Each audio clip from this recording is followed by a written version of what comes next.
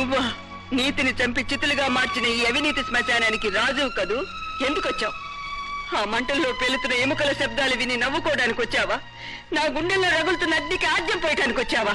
ఎందుకొచ్చావు? నిర్దోషనన్న ధైర్యంతో వచ్చాను. తల్లి కడుపులోనే నీకు పళ్ళొచ్చుంటే ఆ తల్లి పేగు కొరికి బయటకొచ్చే ధైర్యం నీది. నా ధ్యేయం మీరు అర్థం చేసుకోలేదు. జయం సిగ్గులేదు. నువ్వు మనిషివేనా? రక్తానికి విలువ, ప్రాణానికి ఖరీదు కట్టే నీకు ఆ మాటలకు అర్థం తెలుసా? ఈ సమాజంలో నీలాంటి కిరాతకుల్ని మోస్తున్న ఈ పుడమ తల్లి సిగ్గుతో తలంచుకుంటుంది. నీలాంటి వాళ్ళ విద్రోహానికి బలైపోయిన ఈ అభాగ్యుల్ని చూడు. అంతకుణ్ణి కాను, మానవత్వం లేని దానవుణ్ణి కాను. ఈ అమాయకుల ప్రాణాలు పోతాయని నాకు ముందే తెలుసుంటే ఈ చితిని ఆ భగవాన్ దాస్కే పెంచుండేవాణ్ణి. అసలు ఈ ఉద్యమాన్ని మీరు ఏ ఉద్దేశంతో ప్రారంభించారో ఆ చితి మంటల చిటపట్లు చల్లారక ముందే నాకు చెప్పాలి. ఇందులో మీ స్వార్థం ఏమిటో నేను అర్థం చేసుకోవాలి. వాళ్ళ అహంకారానికి ఆహుతై మట్టిలో కలిసిపోయిన నా పసుపు కుంకుమల ఆర్తనాద నుంచి ఈ తెగపు పుట్టింది. ఈ రేగిన చితి మంటలు ఈనాటివి కావు. నా బ్రతుకులో ఎప్పటి నుంచో రగులుతూనే వస్తున్నాయి. శ్రీమతి గారు, గుడ్ న్యూస్. ఏమిటండి లాయర్ గారు, చాలా హుషారుగా ఉన్నారు. ఇన్నాళ్ళు పడ్డ శ్రమ ఫలించింది. ఆ శంకరానంద స్వామీజీ భగవాన్ దాసుల కథ ముగిసే రోజు దగ్గరలోనే పడింది. లాయర్లకి దాసులతోటి స్వాములతోటి పని ఏమిటండి? వాడొక దొంగ స్వామీజీ, ఆ భగవాన్ దాసు క్యాపిటలిస్టు. వాళ్ళిద్దరూ కలిసి దేశాన్ని దోచుకు తింటున్న దేశద్రోహులు.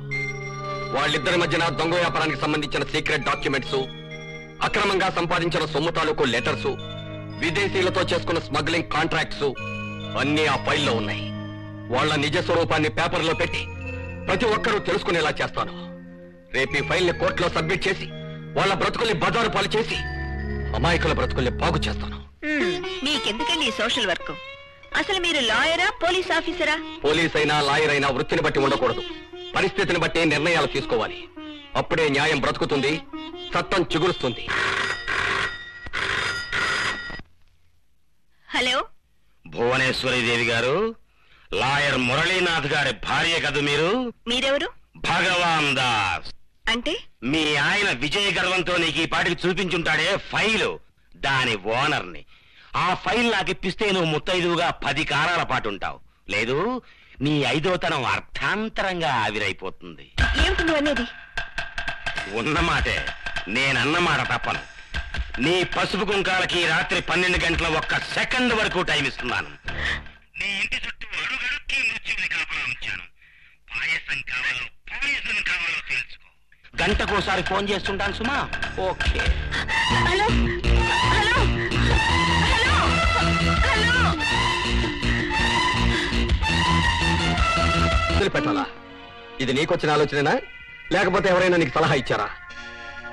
వాళ్ళకి భయపడి నేను ఈ కేసు వదిలిపెట్టడం అంటే నేను చదువుకున్న లా పుస్తకాలన్నీ తగలబెట్టాల్సిందే. అన్యాయం న్యాయాన్ని చూసి భయపడాలి. అధర్మం ధర్మం ముందు ఎప్పటికైనా తల వంచక తప్పదు. అది కాదండి. ఏది కాదు? పిచ్చి పిచ్చి ఆలోచనలు పెట్టుకోకు. నా ప్రాణం పోయినా సరే ఈ కేసు నేను వాదించాల్సిందే, వాళ్ళ అంతు చూడాల్సిందే.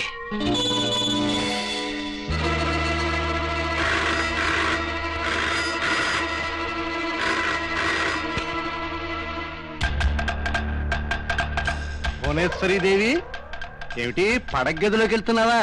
నీ చేతి గాజులు, నీ గట్టి కాటుక, నీ నుదుటి పొట్టు, నీ మెడలో తాళి, వెరసి టోటల్గా నీ సౌభాగ్యం మట్టగలవడానికి కేవలం 2 గంటల టైం ఉందని గుర్తు చేయడానికి ఫోన్ చేస్తున్నాను. ఇప్పుడు పడగదిలోకి వెళ్ళి ఆ ఫైల్ మాకిమ్మని నీ భర్త గారికి చెప్పు. గడువుకి 5 నిమిషాలు ఉండగా మళ్ళీ ఫోన్ చేస్తా.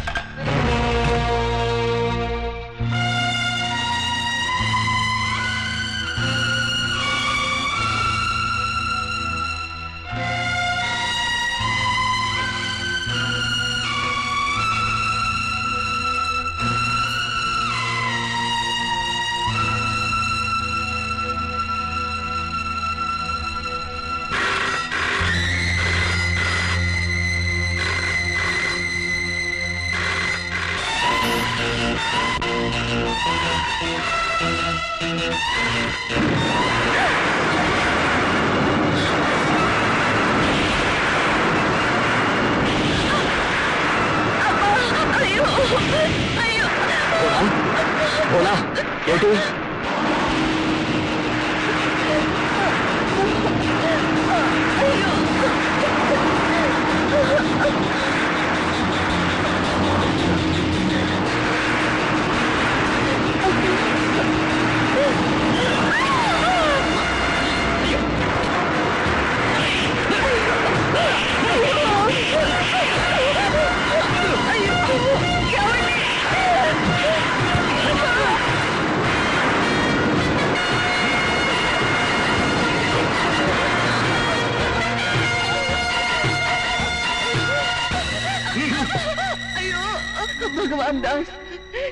మాకు ఏ విరోధం లేదు.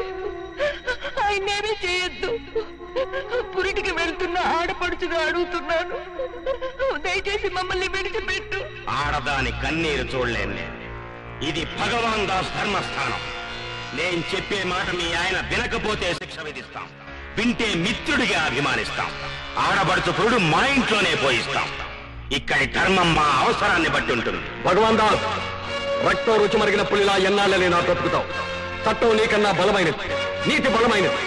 అది నిన్ను కాల్చి బూడిద చేయక మానదు. నార్మల్, చివరిసారిగా చెప్తున్నాను, మా దారికి అడ్డురానంటే నిన్ను వదిలిపెడతాం.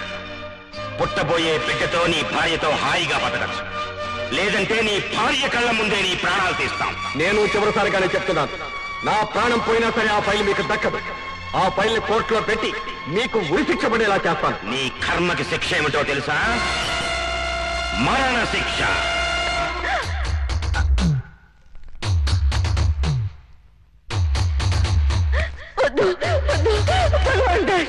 ఆయనేం చేయకు, ఆయన్ని విడిచిపెట్టు. నన్ను నా బిడ్డను అనాథం చేయొద్దు. నీకు దూరంగా వెళ్ళిపోతావు.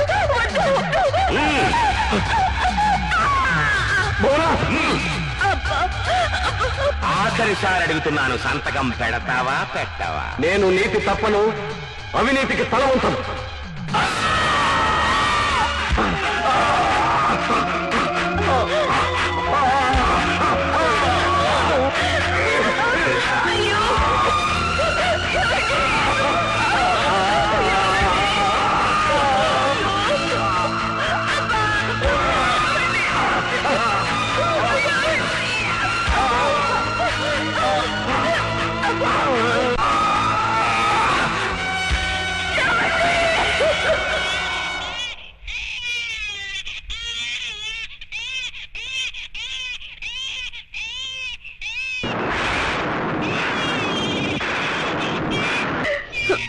ఒంటి మీద నెత్తిటి తడి కూడా ఆరని పసికందు నెత్తుకొని బాలింతగానే 5వ తరానికి దూరం అయ్యాను. న్యాయం కోసం న్యాయస్థానాల చుట్టూ, పోలీసుల చుట్టూ తిరిగాను. నా కళ్ళ ముందే చంపబడ్డ నా భర్త గుండెపోటుతో చనిపోయారని భగవాన్ దాసు డబ్బు సృష్టించిన అబద్ధం.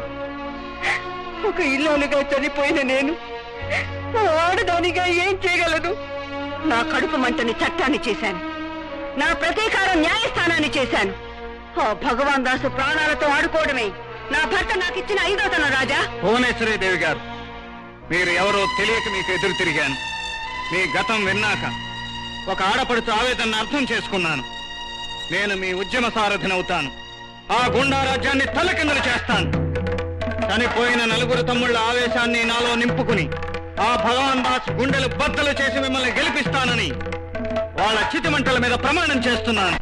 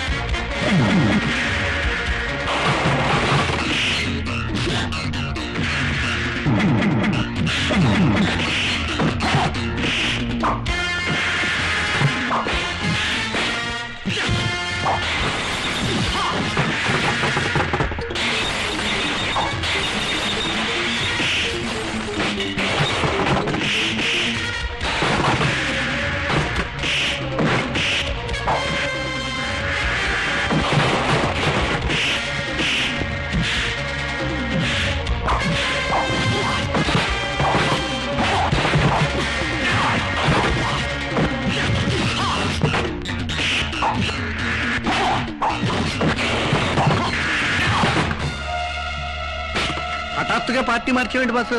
మాకంటే ఎక్కువ కిరాయి ఇస్తానంది ఆవిడ. మంచేదో చెడేదో తెలిసే వరకే ఈ రాజా గోండా. తెలిసిన మరుక్షణం చెడు తల నరికి మంచిని బ్రతికించడమే నా లక్ష్యం. పిచ్చివాడా, రాజులు రాజ్యాల్నేలే రోజులు, ప్రజలెన్నుకున్న మంత్రులు దేశాన్నేలే రోజులు ఏనాడో పోయాయి. ఇప్పుడు మాలాంటి దర్జా గూండాలదే రాజ్యం. నీలాంటి వాడు మమ్మల్ని ఎదిరిస్తే ఉగ్రవాది అవుతాడు. ఒక్కసారి వెనక్కి తిరిగి చూడు. ఇప్పుడు చెప్పు రాజా, నీ మీద ఏ కేసు పెట్టించమంటావు? తొమ్మి కేసు పెట్టించనా, బ్రోతల్ కేసు పెట్టించనా, మర్డర్ కేసు పెట్టించనా? లేదు మీ పక్షానికే వచ్చేస్తాను అని నువ్వంటే నీ మీదున్న కేసులన్నీ మాఫీ చేయించి నిన్ను మహాత్ముణ్ణి చేస్తాను. నీకు దాసోహం అని మహాత్ముణ్ణి కావటం కంటే నీ తల నరికి హంతకుండవటమే నాకు గౌరవం. ఇన్స్పెక్టర్ గారు, ఈ రోజు ఉదయం జుమ్మా బజార్ దగ్గర 9 కుర్రాళ్ళ హత్య జరిగిందే ఈయన చేశాడండి. 5 రోజుల నుంచి ప్లాన్ చేస్తున్నాడు, మేము వద్దన్నాం, ఇవాళ చేసేసాడు. ఎందుకు చేసావయ్యా అని మేము అడిగామండి. మా క్లబ్ లో సర్వనాశనం చేశాడు. మీరే సాక్షులు, మీ పని చూసుకోండి. నీ గురించి ఇదివరకు ఎన్నో కేసులున్నాయి, ఇప్పుడు మర్డర్ కేసు కూడా తోడైంది. నిన్ను అరెస్ట్ చేస్తున్నాం. భగవాన్ దాస్, ఈ రోజున కట్టి పడేసిన నా చేతులు ఈ ఇనుప సంఖ్యలు తెంచుకుని నీ గొంతు నిలివి రక్తం కక్కించే రోజు దగ్గర పడిందని గుర్తుంచుకో. వీణ్ణి ఎలా వదిలించుకోవాలా అని గింజుకు చచ్చిపోయాడు బాసు. లటక్కును బొక్కలో పెట్టించేశావు. అసలు బాసు, మీ బుర్రలో మణుగు మెదరుంది. భూగోళాన్ని ఇలా తలకిందులు చేసేయగలం. ఇప్పుడు ఆ భువనేశ్వరి దేవి రెక్కలు తెగిన పక్షి. ఫ్యూజ్ లేని బల్బు స్విచ్ చేసినా వెలగదు. ఆడది ఆర్భాటానికి పోతే చీర దొంగలెత్తికెళ్లారట. అది ఆడించే బొమ్మలాటకి వాళ్ళతో తెరపడింది. తెరపడలేదు. ఇప్పుడే నరకాసుర సంహారానికి నాంది. ఈ నగరానికి మరో దీపావళి పండుగ చేసుకునే రోజు దగ్గర పడింది. భువనేశ్వరి, ఎన్నిసార్లు చచ్చి బతుకుతావు చెప్పు? జీవచ్చవల్లా బతకడం కంటే ఒక్కసారే చచ్చి శవం అయిపోకూడదు. నీకు బంగారపు సమాధి కట్టిస్తాను. పాపం, కాళ్ళు పట్టుకోవడానికి వచ్చిన 5వ తనం లేని ఆడది. కనికరించండి బాసు. రేపు మీ కాళ్ళు చేతులు తలలు తెగి మొండాలుగా మారబోతున్నారని చెప్పడానికి వచ్చాను. భువనేశ్వరి, ఈ మాట చాలా సార్లు చెప్పావు, చాలా సార్లు విన్నాం. ఇన్నాళ్ళు ఈ భువనేశ్వరి గుండెల్లో నా భర్త చితిమంటలే రేగుతున్నాయి. కానీ ఇప్పుడు మరో 4 చితులు మండుతున్నాయి. నీ చితి 5వ చితిగా మండకుండా చూసుకో. ఏడిశావు.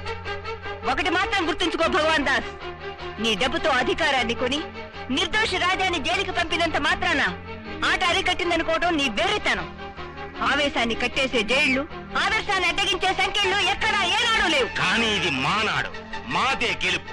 భగవాన్ దాస్, ఏ రోజునైతే అన్యాయంగా నా భర్తను పొట్టన పెట్టుకున్నావో, ఏ రోజున నా పసుపు కుంకాలు గంగలో కలిపావో, అదే రోజు అదే క్షణం నీ తల తెగి నీ మొండెం గెలగెల కొట్టుకుంటూ భూమి మీద దొర్లుతుంది. ఆ క్షణం కోసం అనుక్షణం ఎదురు చూస్తుండమని హెచ్చరించడానికి వచ్చాను. బాసు, ఇంకా ఇవిడు మాట్లాడడానికి ఎంత ఓపికో. ఆరిపోయే దీపం కదా, రెప్ప రెప్పలు. ఈ రోజు అమెరికాలో అణుబాంబు గురించి చర్చలు అనుకున్న ప్రకారం ప్రారంభమయ్యాయి. ప్రముఖ పారిశ్రామికవేత్త దాత భగవాన్ దాస్కి త్వరలో మంత్రి పదవి రావచ్చునని రాజకీయ వర్గాలు సమాలోచనలు జరుపుతున్నాయి. పట్టుబడ్డ తీవ్రవాది గూండా రాజా నిన్న రాత్రి జైలు నుంచి తప్పించుకొని పారిపోయాడు. అతని కోసం పోలీసులు తీవ్రంగా గాలిస్తున్నారు. ప్రజలందరూ జాగ్రత్తగా ఉండవలసిందిగా ప్రభుత్వం కోరుతున్నది. పోలీసులు నా కోసం వెతుకుతున్నారు. సూర్యుడు ఉదయించేసరికి వాళ్ళ పాపం కళ్ళు తెరవక ముందే అందరినీ సమాధి చేస్తాను. నేను మూర్ఖురాల్ని, చేదస్తురాల్ని అనుకోకు. ఉప్పెన పొంగి ముందుకొస్తుంటే ఎదురు వెళ్లి దాన్ని ఎదిరించాలనుకోవడం వెర్రితనం. వాళ్ళు ప్రజల ముందు ఒప్పుకోవాల్సినవి చాలా ఉన్నాయి. అవి చెప్పకుండా వాళ్ళు చేస్తే దుర్మార్గులైన వాళ్ళు మంచి వాళ్ళవుతారు, మంచి వాళ్ళైన కొందరు దుర్మార్గులుగా మిగిలిపోతారు. అందుకు వాళ్ళ గుండెలు బద్దలు కొట్టి నిజం చెప్పించాలి, కానీ వాళ్ళ చావును వాయిదా వేయటం ఏమిటి? వాళ్ళిప్పుడు నీ చేతిలో చస్తే నువ్వు ఈ లోకంలో ఉగ్రవాది అనే పట్టంతో మిగిలిపోతావు. వాళ్ళని నాశనం చేశాక నేనేమైనా పర్వాలేదు.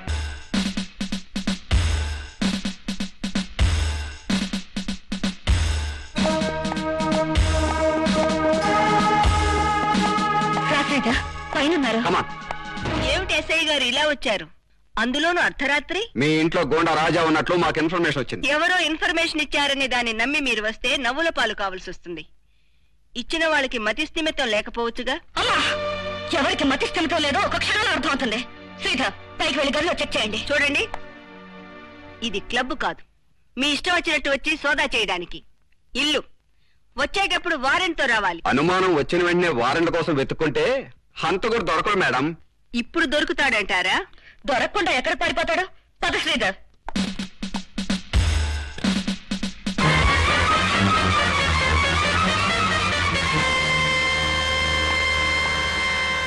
ఒక క్రిమినల్ తప్పించడానికి ఎంతకంటే సాక్ష్యం ఏంటి? ఈ విషయంలో మిమ్మల్ని అరెస్ట్ చేయొచ్చు. ఏ సాక్ష్యంతో? మీ కన్నబిడ్డ సాక్ష్యంతో. ఆవిడ నా కన్నబిడ్డే అనడానికి సాక్ష్యం ఏమిటి? నువ్వేం మాట్లాడుతున్నావు అని తెలుసా? రెచ్చిపోయే వాళ్ళతో ఎలా మాట్లాడాలో అలాగే మాట్లాడుతున్నాను. చట్టం నీ ఒక్కదానికే సొంతం కాదు, అధికారానికి నొక్కరే ప్రతినిధి కాదు. చూడండి ఎస్ఐ గారు, మా ఇంటికి ఎవరూ రాలేదు. కిటికీ రిపేర్ చేయించడానికి ఆ గ్రిల్ నేనే విప్పించాను. మీకు ఇన్ఫర్మేషన్ ఇచ్చిన లతాదేవి గారి మనసు స్థిమితంలో లేదు.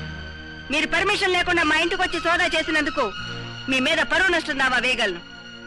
ఇక వెళ్ళండి. శ్రీజ, వెళ్ళిపోతున్నావేంటి? ఆధారం దొరకనప్పుడు ఏం చేయగలం? ఆధారం ఎక్కడ దొరుకుతుంది? చూసి నన్ను బట్టి తెలుసుకోవాలి. అంతేగాని ఆవిడ అన్నదని వెళ్ళిపోతే అసమర్థత అవుతుంది. వస్తాను. శ్రీజ, ఏమిటలా చూస్తున్నావు? అతన్ని తప్పించి తప్పు చేశాననే? ఒక నిర్దోషిని రక్షించడానికి మోసం చేసిన తప్పు లేదు. ఒకప్పుడు నువ్వు అన్న గుండా ఇప్పుడు నిర్దోషిలా కనపడుతున్నాడా? బోయేవాడు మహర్షి వేదాన్ని మించిన రామాయణాన్ని రాశాడు. మారిన మనిషిలోని గొప్పతనాన్ని అర్థం చేసుకోవడమే మానవత్వం. అమాయకులైన నలుగురిని చంపిన హంతకుడికి ఆశ్రయం ఇచ్చి నిర్దోష అంటున్నావు. క్షణం క్షణం నీ స్వార్థం కోసం న్యాయాన్ని చంపుతున్నావు. అసలు నన్ను ఎందుకులా చదివించావు? నీలా నన్ను పెంచలేకపోయావా? ఈ రోజు నువ్వు తప్పించుకోవడం కోసం కన్న కూతుర్ని పిచ్చిదన్నావు. రేపు ఆ కూతుర్ని వ్యభిచారం కూడా అడగలవు. లత, అనవసరంగా ఆవేశపడకు. అర్థం చేసుకో. అర్థం చేసుకున్న చాలు. ఈ భయంకర నరక కోపంలో నేనుండలేను. చదరంగం లాంటి ఇంట్లో ఎత్తుల మధ్య ఉక్కిరి బిక్కిరి కాలేను. మమకారాలు మర్చిపోయి కసాయవాణ్ణి మించిన ఈ కన్న తల్లి నీడలో ఒక క్షణం కూడా ఉండలేను. ఈ రాక్షస నీడ భయంకరమని భయపడే వాళ్ళు ఎవరైనా సరే ఎలాంటి నిర్ణయమైనా తీసుకోవచ్చు. సంజాయిషి గాని ప్రాధేయపట్టం గాని అవసరం లేదు. ఇప్పుడు చెప్పు నీ నిర్ణయం. నేను ఇంట్లోంచి వెళ్ళిపోతున్నాను. ఎందుకు? మనశ్శాంతిగా పరువుగా బ్రతకడం కోసం. లత, దూరపు కొండలను పని వెతుక్కుంటూ దిక్కులేని దాల్లాగా వెళ్ళిపోతానంటే నీ ఇష్టం. రెక్కలొచ్చిన పక్షి ఆకాశానికి ఎగురుతానంటే ఆపే అధికారం కన్న తల్లికే కాదు, సృష్టించిన ఆ దేవుడు కూడా లేదు. చూడు, ఒకవేళ జీవితంలో ఓడిపోతే పిరికిదాల్లా చావకు. ఈ భువనేశ్వరి దేవిలో నువ్వు కన్నబిడ్డవన్న స్థానం ఎప్పటికీ ఖాళీగానే ఉంటుంది. గుర్తుంచుకో.